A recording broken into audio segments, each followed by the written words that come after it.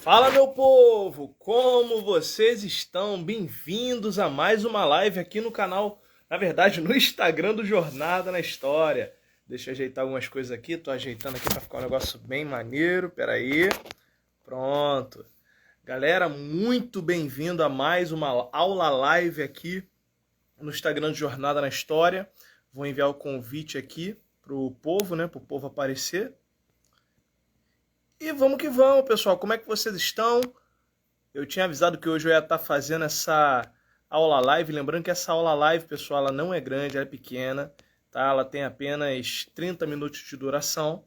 E é uma aula live que eu vou estar falando sobre os teóricos do absolutismo. Então, você que estuda sobre isso, você que está se preparando para a prova, você que quer conhecer um pouco mais sobre isso, você não pode perder, maravilha? Esperar o pessoal chegar aqui. Deixa eu já mandar algumas coisas aqui pro pessoal. Show, já deixei até já cravado aqui tudo certinho. E vamos que vamos. Vamos lá, cadê o povo chegando? Deixa eu mandar aqui pro meu povo. Show de bola, deixa eu ir mandando aqui. Show, mas vamos dizendo aí pra mim, galera, como é que vocês estão? Como é que tá a vida? E aí, como é que estão as coisas? Contas novas ou as velhas? Vocês que sabem. Vamos trabalhar, vamos que vamos, pessoal. Mandando aqui pro meu povo. Show de bola. Deixa eu fechar o WhatsApp aqui. Maravilha. Bom, pessoal, vamos começar, até porque eu não quero perder um minuto dessa live, ok? Bom, pessoal, eu decidi fazer essa live até porque os teóricos do absolutismo é um assunto bem pertinente, cai muito em algumas provas, e é importante você saber quem eles eram, o que faziam e por que, afinal de contas, eles receberam esse título. Ora, vocês têm que entender o seguinte, ok? Afinal de contas, o que é o absolutismo? Ainda eu prosseguir. Muito bem-vindo, Jô. Muito bem-vindo, Pri. Muito bem-vindo. Deixa eu dar até uma cena aqui para vocês. Maravilha. Já vai compartilhando pro povo, hein? Show de bola. Como estava dizendo, pessoal, bom, o que, afinal de contas, é o absolutismo? Bom, para você que não sabe, o absolutismo ele foi um modelo de governo presente no antigo regime. Ora, se eu fosse perguntar a você, né? O que te lembra absolutismo? Diz aí pra mim no bate-papo. O que te lembra absolutismo? Coloca aí no comentário. Quero ver o que vocês estão sacando a respeito de absolutismo.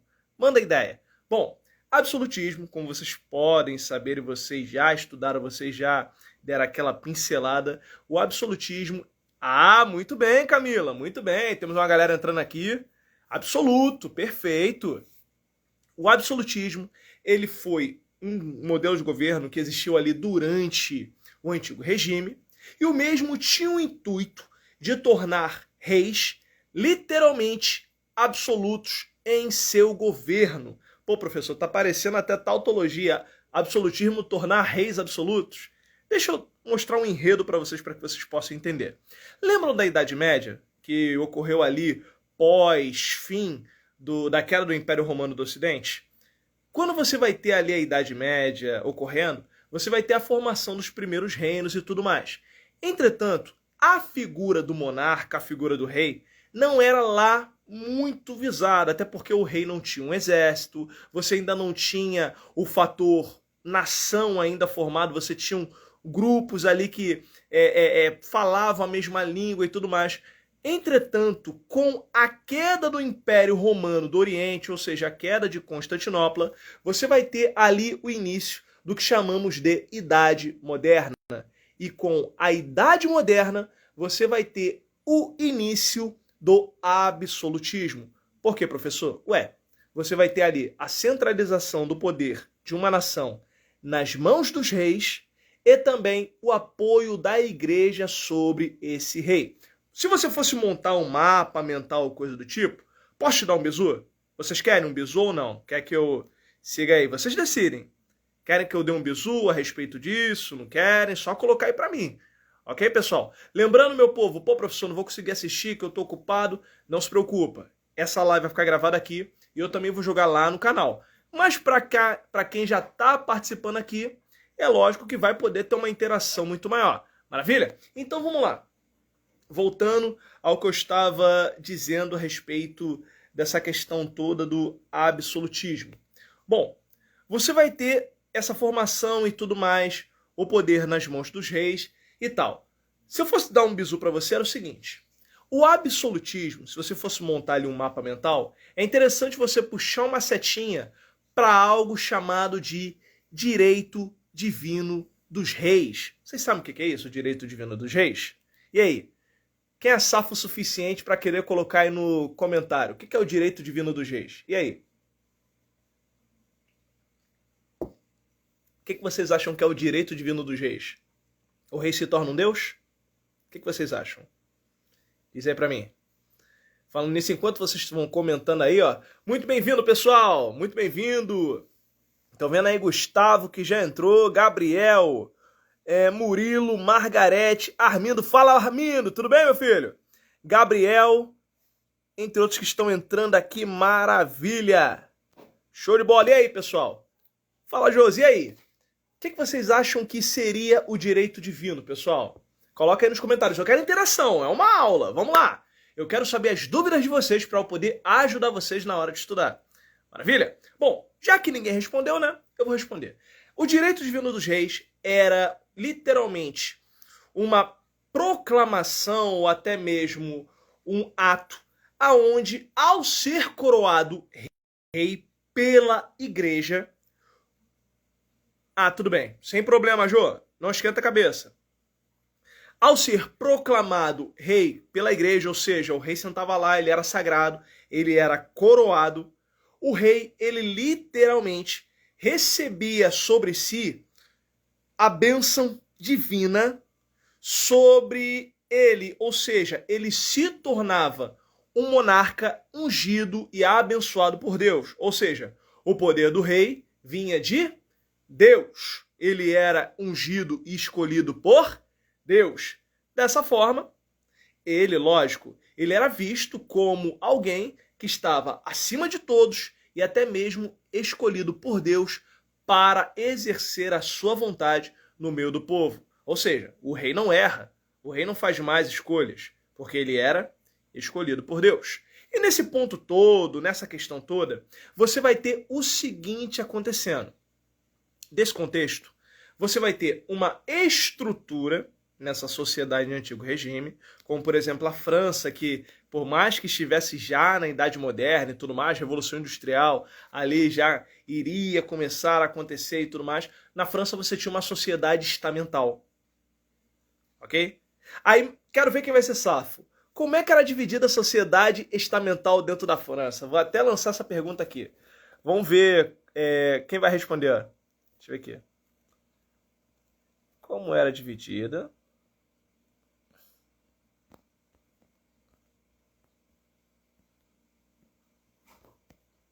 Vamos lá.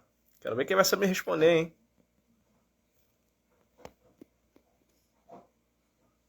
Tá vendo que a galera tá chegando forte, hein? Muito show de bola. Isso aí, pessoal. Vamos lá, vamos lá, vamos lá. Vai compartilhando e vai mandando pro povo, hein? Já mandei uma aqui, ó. Lancei a pergunta. Quero ver quem vai saber responder, hein? Vai lá, participa e tá uma pergunta lançada. Como era dividida a sociedade... Opa! Maravilha! Boa, Josi. Muito bem. Clero, nobreza e povo. Ó, clero. Vamos lá, pessoal. Primeiro estado, clero. Não, tá certo, Jô. Tá certo. É isso aí mesmo. Vamos lá. Primeiro estado, clero. Segundo estado, nobreza. Terceiro estado, povo. Ou seja, clero, nobreza, povo. Isso daí é safo. Aprendeu isso daí, você vai conseguir entender o que era uma sociedade estamental. Ok? Tivemos uns probleminhas técnicos aqui. Deixa eu dar uma melhorada nessa... Voltei, povo. Voltei. Deu um probleminha técnico aqui, mas eu tô de volta. Voltei. Estão me ouvindo? Estão todos me ouvindo? Me dá um bisu aí, pessoal. Por favor, me dá um feedback. Estão me ouvindo? Estão me ouvindo? Me dá um feedback aí, por favor. Me dá um feedback. Voltei. Vou embora da live não, voltei, hein? Tô aqui. Eu tô aqui, ok? Aí vamos lá. O que acontece, pessoal? Nós temos o seguinte. Foi? Maravilha. Nós temos o seguinte. Sociedade estamental, pessoal, para você que não sabe, para você que fica em dúvida nisso, é uma sociedade estruturada, engessada, que permanece daquela forma. Ok? Ela não muda. Quem nasce povo, morre no povo. Quem vai para o clero, fica no clero. Quem nasce nobre, fica na nobreza. Ok? Ela não muda, ela não se diversifica. De se diversifica que eu me refiro, no caso, a mudanças ali e tudo mais. Tanto que quer ver uma coisa interessante? Vocês sabiam que muitos burgueses, a alta burguesia, era rica. Talvez até mais rica que a nobreza.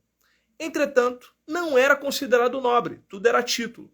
E alguns burgueses casavam seus filhos com nobres para poder receber títulos e serem reconhecidos como alguém na alta sociedade. Aí tudo mais. Ok, show de bola. E aí vamos lá. Voltando ao absolutismo. Dentro desse contexto do absolutismo, o rei pode fazer tudo o que ele quiser.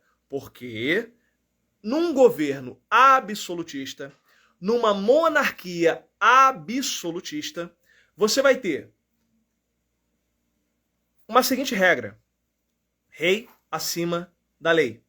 A lei não manda no rei, pois o rei é a própria lei. Ok? Na frase de Luís XIV, né, foi o rei da França, que governou durante 72 anos, tá? Só para vocês terem uma ideia, o governo do cara durou 70 anos. Ele disse a seguinte frase: eu sou o Estado. É literalmente falando, olha, eu não mando no governo. Eu não comando o governo. Eu sou o governo.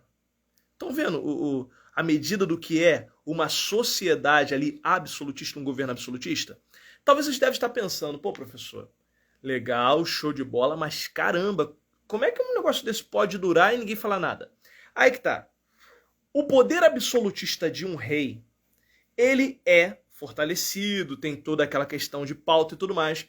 Entretanto, nesse período, aí entramos no tema da nossa aula, vão surgir os famosos teóricos, os teóricos que apoiavam o absolutismo. Lembrem, os teóricos absolutistas, eles vão surgir nesse período. Aí eu posso, por exemplo, citar para vocês nomes conhecidos, como Nicolau Maquiavel, Thomas Hobbes, Jean Bodin, Jacques Benigne Bossuet e Política segundo a Sagrada Escritura. Ok? Eu vou falar um pouquinho deles e tudo mais, lembrando, pessoal, que é uma aula live pequena e rápida. Ok? Eu não quero deixar vocês presos, até porque é sexta-feira. Tem uma galera aí que ainda vai ver sua série, vai assistir um filme, tem um pessoal que está chegando do trabalho, tem uma galera aí que ainda vai namorar, vai dar uma saída, vai fazer um lanche e tudo mais. É só um lembrete. Aí vamos lá. Nesse período vão começar a surgir esses homens que vão trazer determinadas ideias que literalmente era voltada para que o governante firmasse em seu governo e também soubesse governar. A maior prova disso é Nicolau Maquiavel, que vai ser esse teórico absolutista italiano que vai produzir uma das obras mais conhecidas na história. Pergunta, quero ver quem vai saber me responder, hein? Qual foi a obra mais conhecida de Nicolau Maquiavel? E aí? Qual era a obra mais conhecida de Maquiavel? Coloca aí que eu quero ver, vamos ver. Quero ver quem vai saber responder, hein? Qual a obra mais conhecida de Nicolau Maquiavel? Quero ver quem tá safo e vai saber responder essa, hein? Só quero ver, hein? E aí? Vou arriscar, não vou arriscar? Boa, garoto! O Príncipe, muito bem. A maior obra de Maquiavel é O Príncipe. Pode-se considerar que O Príncipe era um manual aonde o governante ele era guiado por Maquiavel e o teórico, no caso, apontava para o governante como ele deveria governar. Só para vocês terem uma ideia da situação de O Príncipe. Oi, Cataline, muito bem-vinda! Para vocês terem uma ideia da obra O Príncipe, nessa situação toda de que Nicolau Maquiavel coloca e tal na obra O Príncipe, ele vai dizer o seguinte, olha, o príncipe, ele não deve ser amado. ele também não deve ser odiado. O príncipe tem que ser temido. Seria bom se houvesse as duas situações, mas é melhor ser temido. Tanto que a frase, e essa frase é um pouco polêmica, de certa forma, os fins justificam os meios, ela vem dessa questão de Maquiavel. Só que tem um detalhe. Alguns afirmam que Maquiavel nunca teria dito isso e que a sua obra é que deixa a entender essa situação de que o príncipe ele deveria fazer o que fosse necessário para se manter no poder e governar da melhor forma possível.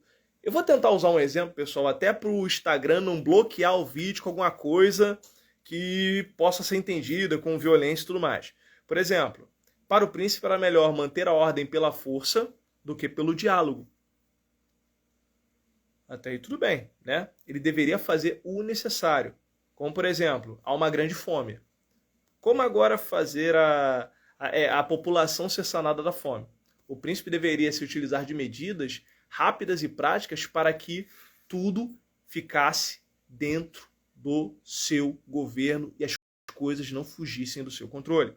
Ou seja, essa obra vai ser declarada de uma forma única, ok? Aí vamos lá. Tanto que agora nós vamos ter, além de Maquiavel, Thomas Hobbes, que você vai ter ali sendo o autor de O Leviatã. Thomas Hobbes ele é até conhecido por uma frase bem interessante de sua autoria, que é: o homem é o lobo do próprio homem.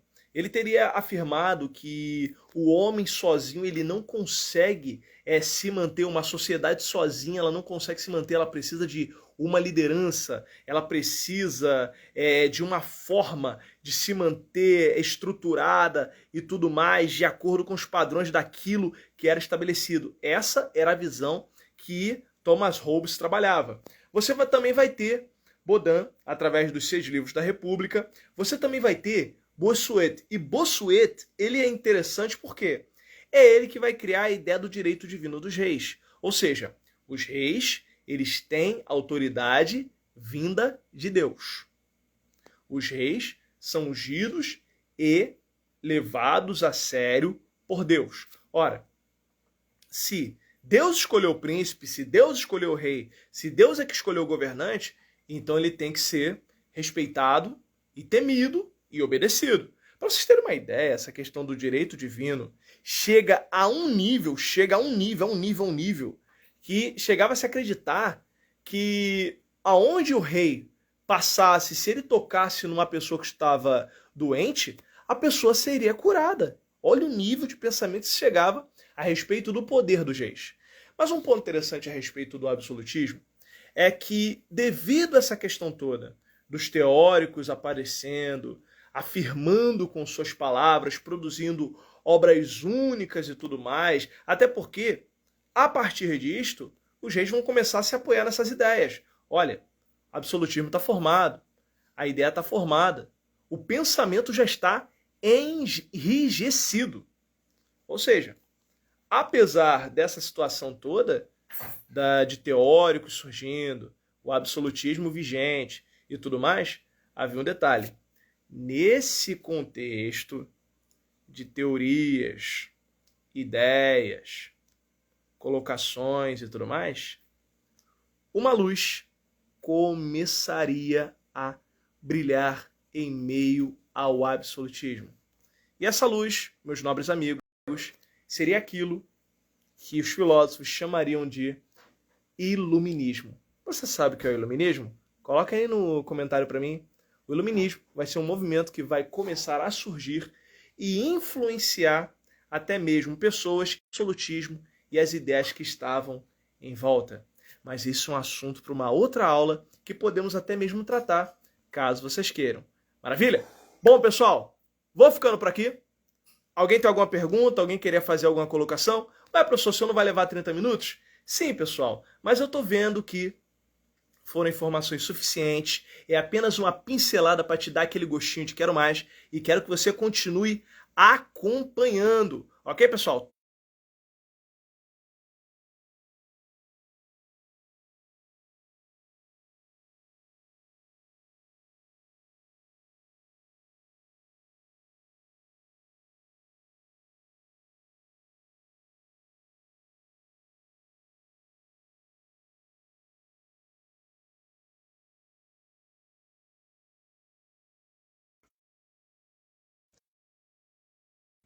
possuem alguma pergunta, gostariam de deixar algum comentário e tudo mais, vocês podem sugerir temas que podem te ajudar até mesmo naquela prova que você precisa. Traz, que eu apresento aqui no Jornada na História. Maravilha? Só lembrando, sai o vídeo novo lá no canal e caso você não tenha assistido, tá lá, vai lá assistir, que foi a análise de uma obra de Agatha Christie. Você sabia que Agatha Christie foi casada com um arqueólogo?